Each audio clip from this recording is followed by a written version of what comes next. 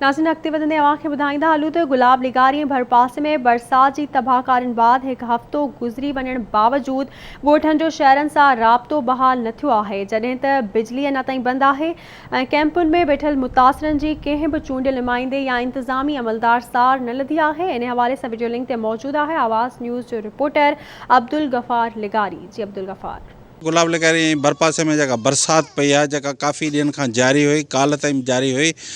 उन हवाले से जेके हिते माण्हुनि के तकलीफ़ूं दरपेश आयूं आहिनि, ख़ासि करे बिजली जो मसलो है। काफ़ी ॻोठनि जो राब्तो जेको आहे मुख़्तलिफ़ गुलाब लिगारी के ॻोठ लगन था ॿाराड़ी जा, उन्हनि जो राब्तो मुकमल तौर ते कटियल है।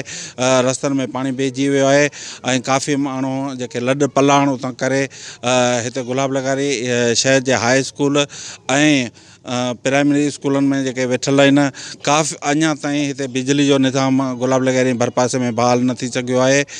उन हवाले सां हितां जे माण्हुनि जो चवणु आहे त सिंध गवर्नमेंट तरफ़ां के बि एफर्ट न वरिता विया आहिनि, न ई हुननि खे का इमदाद मिली आहे, न ई को अञा ताईं को आसिरो पैदा थियो आहे जेको को मसीहा बणिजी हिते अचे या बीमारियुनि जे हवाले सां का न हिते कैंप क़ाइमु कई वई आहे।